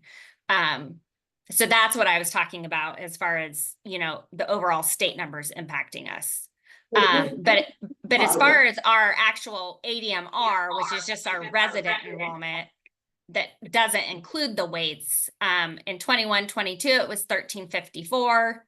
22-23, it was 1406.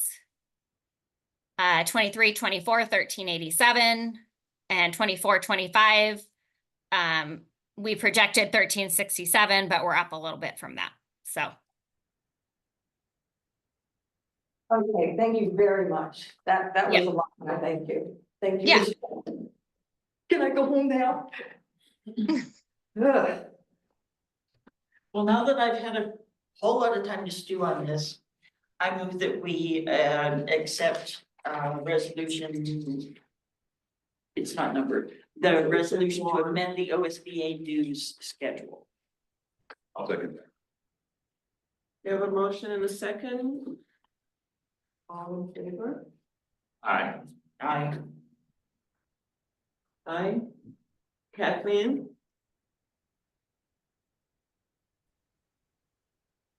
Aye. Can you repeat that for us, Kathleen? Are you do all against? I'm waiting on Kathleen to respond because I couldn't tell what she said. Okay. Kathleen, can you state whether or not you are voting for this resolution for the adoption of the dues?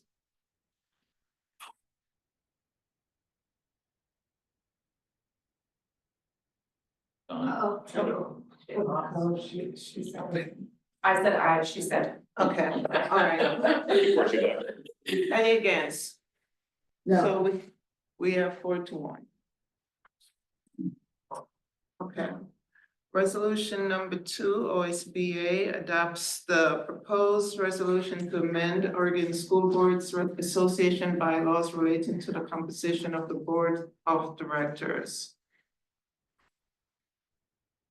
And then is that create the Oregon School Board Pride?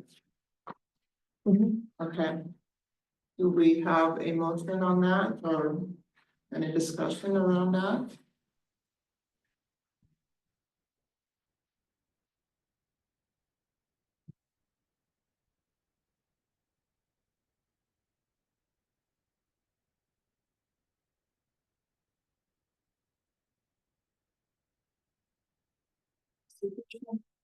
Number two. Composition, okay. Okay.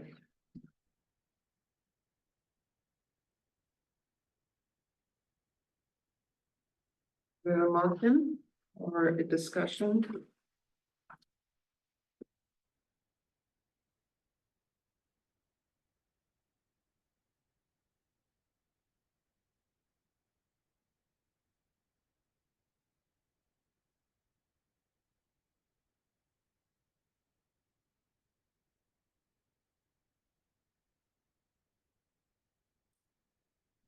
It's on this page if you're looking at. Yeah, I this. know, I'm looking for. Basically, what they're trying to do is make it similar to the color caucus, which was emerging basically and then became a caucus. And then they have someone from the color caucus that represents that group on the board as a member. And so this is a similar type of thing with the Pride caucus so they were emerging and now they want to be considered a full caucus, I believe, and then have a position on the board also. A seat on the board. And a vote. So at the conference, they were expressing the difference between an activity and a caucus. Okay, with a caucus, there's money involved, and they get a vote. With an activity, there's no money involved, and they don't get a vote. Okay.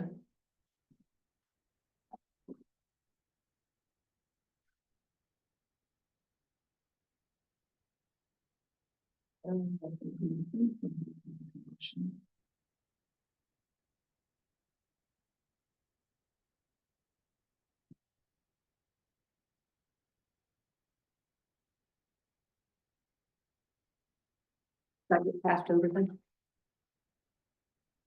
No, we haven't. Is anybody making a motion?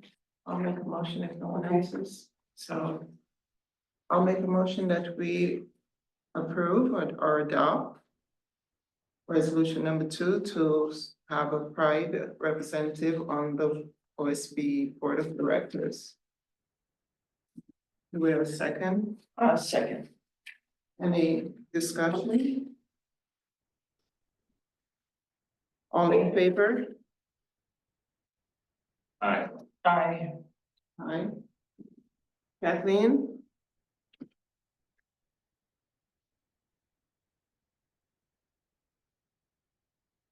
Lisa? No. Okay. Kathleen? Aye. Okay, we have 4-1, thank you. Resolution number 3 adopts the proposed resolution to amend the OSBA. Yes, ma'am.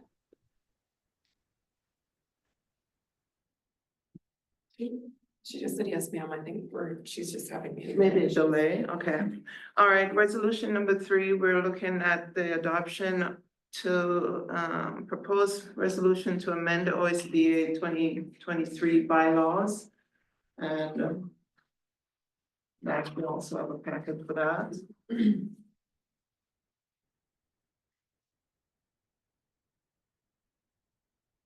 Do we have a motion on that resolution? I'll move to accept the resolution to amend the OSBA 2023 bylaws.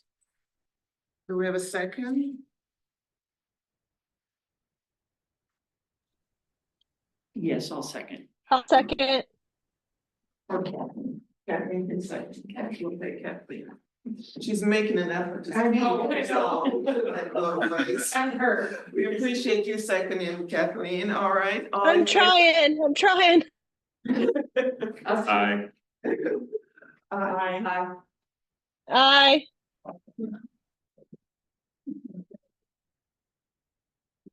No? Okay. All right, so moving on to E. Gary and Sue Kristen Award in Science in honor of the EHS teacher, I'm not gonna say that name, Plateau. A donation to the Elmira High School Science Scholarship. It's just a recognition. Yeah. Yeah, and I can speak to that a tiny bit. They've donated over $150,000 over the course of the years. It started out as an $11,000 donation. And they've done multiple donations, an additional $50,000 in 2021, 45,000 more in 2022, and 45,000 last month. So just a huge Shout out to them, and as part of our seniors, and the science department gets to choose based on an application process, so just a lot of gratitude. Definitely. Do we know what increments we do the scholarships? You know, I don't know, I tried to get that information today. I know they award one per year for this one, I think. Okay. And I think it's a one-time award, so it's just based on how those dollars, what money they make, and what one community foundation. I think. Thank you. Well, we want to send our gratitude as a board and say thank you for that ongoing support. All right, we have a fun part. And reports from the conference. Lisa has a page. Okay. Lisa wants to go first. Oh, no, I don't have, I can No, always it's let not. It's fine. You're anxious, Bill, that we don't want you to forget, not that you would, because you wrote everything down. I don't forget. Yeah, go for it. Okay, so the conference this year, So I just have a couple of things. And I just wanted to say that, so I've actually completed my bronze, silver, and gold levels. So now I'm done. Awesome. I'm done with that part. So I'm done with that. Two big things I got out of it. Two big things that I really came home with. Everybody knows I'm a community person, okay? And through talking about community, looking over my notes, some of the notes are that we are to be transparent. Just because we know doesn't mean that the community knows. You know, and we have a lot of we have many sources for the community to know about things. Parent board, I was listing them, parent board, and there's the website, and there's all kinds of things.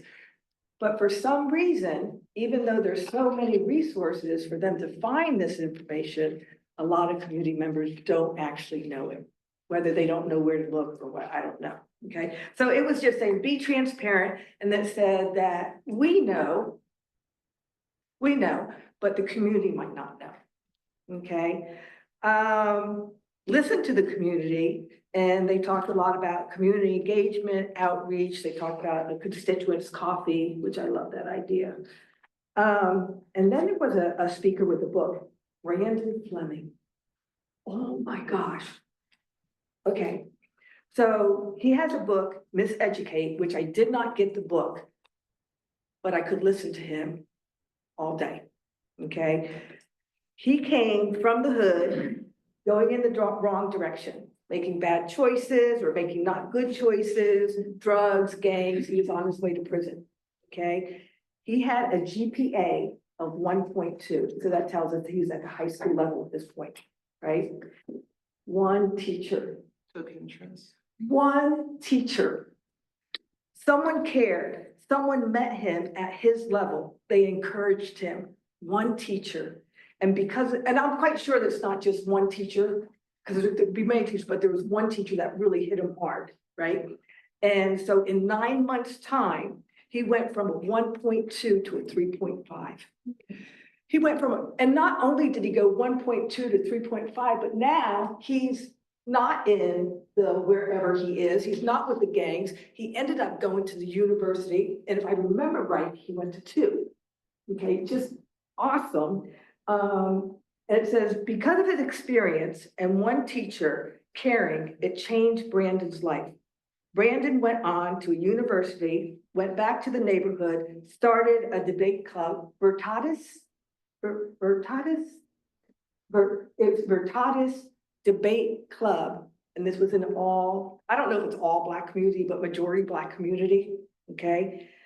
He started a debate club, and it went off the charts. Kids are very, very successful. They go all over the place. He was talking about all the different kids that have gone to universities and have been successful in life, and he gives it all to, even though I say there's probably many teachers, this one teacher in particular, because she just gave that 102%, and he felt like she cared.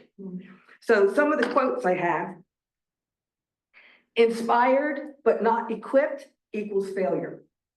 Curriculum should be knowledge and skill-based. We talked about that before. It doesn't matter the hand you're dealt, you can still win. That's not a quote. Opportunities equal success. Show me, maybe I'll learn. Include me, for sure to learn. And his big thing was to meet students where they are. Don't expect students to come up to your level, because just like in this room, if we have 10 people, we're going to have 10 different kinds of people, and we can't all same thing. So I just loved it. I have a Montessori background, which is exactly the same philosophy, and I love it. So that's it. Lisa made me think that I did want to point out that several of the budget committee applications indicated that they wanted to learn more about where our money is being spent. And I want to be sure that the public is aware that the budget is on the website, you know, the full document. And so that is a great place to start. Thank you for saying something that reminded me. You're welcome. I attended a PBIS session and just learned a little more about that. And also a CTE session, which was great. And then I also presented one on our new equity committee and the standards for that. So I thought that was very interesting. Some of the things that are required for that. It's actually required for the next time we have an opening after we establish the budget committee, which we don't have to until 25, right? But the next time we have an opening on the budget committee, one of the people on that committee must, according to legislation, must be on the budget committee. So we have to have a position for them. They have to have a position. But the only people that would be eligible would be a community member, because the students and the staff would not be eligible. So. My hope is that one of those budget committee people will apply to be on this team. Right. That would be. Right, but we already have an established committee. The next time there's an opening would be a requirement to have somebody from the equity committee, just so they understand how the budget works, because some of the decisions they make could be stuff from the budget, so. Those are the sessions I went to.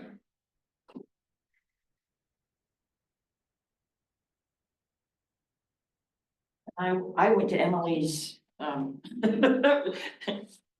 art show opening in Chicago this year, so You missed. Yes. Yeah, I got you on a library's entry.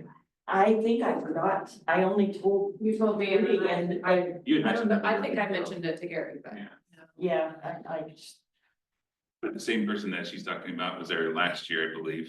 I think you were there last year, weren't you? yeah. Yeah, so I think he was one of the same, last year, the year before, he was the speaker again. Oh, okay. So I don't think that's the same speaker. It was the same guy, because I downloaded his book last year on Audible, it's already had his book, And do you remember what his book was last year? same one. Same book. I bought the book last year, it's not that book, but I don't think. Well, there were more, last there were, year? there were, you weren't, There was more than, there was a couple. there were more, there were. It was my third conference. There were multiple speakers. Wow. Well, no, it's your second October conference, though, right? No, it was your first October. conference, Yeah. wasn't it? No, it's my first October last year. I think she went to summer. You Right. went to the There's two summer, separate so that's probably different from the. Yeah. No, I went to. I heard this guy before a last year. conference, though. I remember her Same being guy. at the conference last year. Yeah, The Fall November? conference. Yeah. Okay. yeah, but it's the same guy we had in the past. I don't know if it was last year, maybe the year before, but I downloaded the same one. I just loved him. Yeah, he's good. Oh my God. Because he talked about the debate groups, competing at Harvard and how they won it the last number of years. So, and they're from Atlanta. Yeah, Yeah. now I think, yeah. Okay. Kathleen, anything you wanted to share? What Lisa said, Brandon Fleming was awesome. Awesome. Okay. Just hear me. Yeah, we heard you. You're broken up a little bit, but yeah. Did you hear All me? right. Oh, Yes, okay. We heard you. You want to keep talking? We'll let time pass and you can do it. Okay, so what is this one? The co-op for wrestling. Co-op, we have done this before, I We did believe. it last year, yes. Okay, so we have a co-op to have Crow School District be a part of our Fernwood School District Girls Wrestling. And it requires a board action. And we also have the swim co-op with Merritts and Fern Ridge. So, is that, They're doing a co-op with us so that we have one student who that wants to swim? swims with them. Okay. And Crow has girls who want to wrestle, but they don't have enough for a team, so they're Right. coming to us. So we kind of we're bigger for the wrestling and Marist is bigger for the swimming. okay, So they're hosting us. can we entertain? She just answered all my questions. Thank you. I actually spoke to one of the parents tonight and they were attending the practice just to watch the swim team Yeah. tonight, and she was like, please let me know what Um, happens. all right, do we have a motion on both of these? We want to do those individual or We can do both at the same time. we can do both at the same time to have our I move that we approve both the athletics co-ops that have been proposed. do we have a second? I'll second that. We have a motion and a second. Any additional comments? All in favor? Aye. I'll second. Aye. There's a delay. We have 5. All right, thanks Kathleen. Surplus property, I believe we have a football storage semi-trailer that we need to approve. A surplus, what did I say? You said it, you're right. I did, Yeah. okay, I don't know if I assume that's something we're selling, we're gonna put it out. Yeah. But sell, Sure, tiny bit of information on that one too, sorry. I went through it just in case. So at the end of our last bond, I believe it was OEG, and Quanah can jump on if it wasn't, but I believe OEG, they brought this storage trailer in there. And it's just like an end of a semi truck storage trailer, and it was parked outside of Elmira Elementary. They built it, had all the like different equipment and things in there. When everything was done, they donated it to the district instead of taking it back because the value was not that much, but they asked, we had a need for it. And I cried and said, I don't want that in my beautiful parking lot of our beautiful new school. And so it got moved to the track and football and used it for storage. So now because the new bond is passing and we're redoing the football will have storage.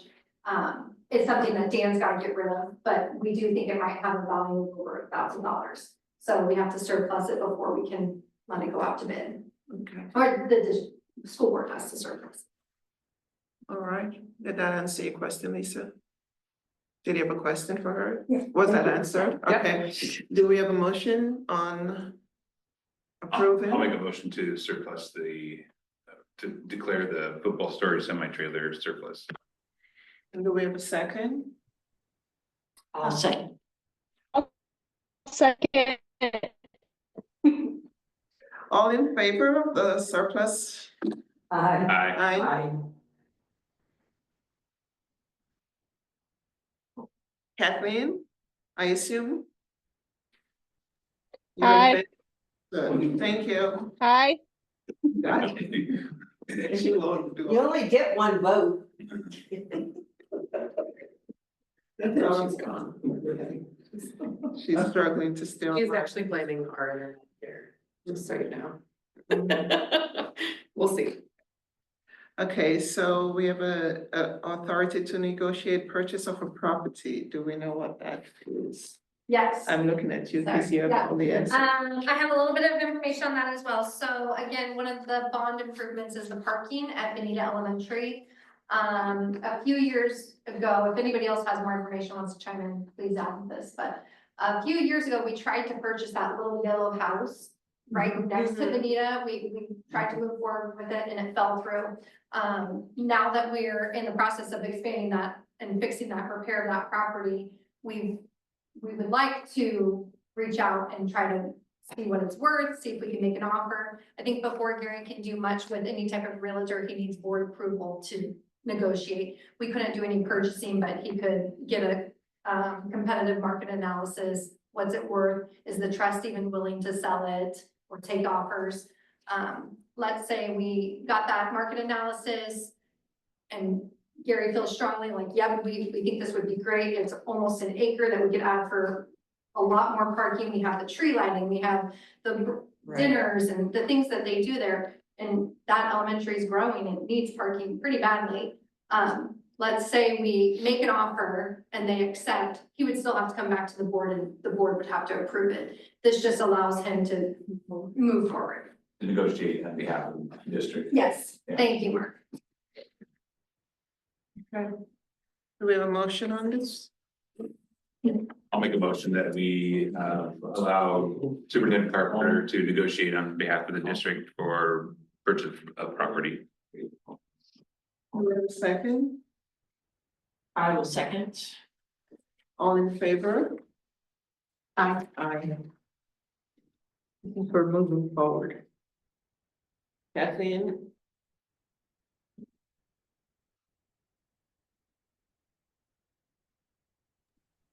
Kathleen, are you in favor? of- Aye. Aye. If you recall, when we sold the Central Road property, Yes, aye. he put that into a Thank fund you. for future purposes, to purchase property. Yeah. So we do have some money in a fund for that, or an account of some sort. Right, it doesn't have to come out of the bond proceeds necessarily. Yeah. Alrighty, Yes, he is. we have a first reading for policy update, proposed policy update. Just a quick summary on those. Two are delete. The one delete is an AR and the replacement encompasses what was in the AR. So it's deleting and then consolidating essentially. It's a first reading, so we Yeah. have nothing, no action required. Personnel, matter assigned. No license resignation. Wow. New hire. But there's not very many other districts like that. Okay. All right, any late items, closing comments? Community involvement that we want to share? Luke has been busy, you can't do much more. All right, we have a list of upcoming events, so we can check it out and we'll visit different activities within the community. And I think this is gonna be the end of our board meeting. We do have a executive session that will be going offline for. So we'll call this meeting to an end. Thank you guys for coming. For all your time. You guys are dedicated ones. We're always talking about. Announce the executive session, I'll pause everything, and when we come out of executive session, we'll adjourn. Okay.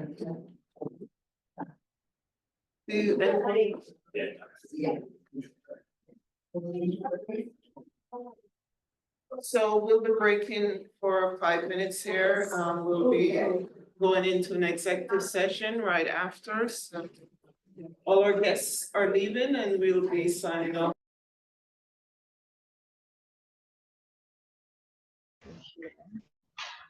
And then we can adjourn. We are adjourning our board meeting. It's 9 o'clock.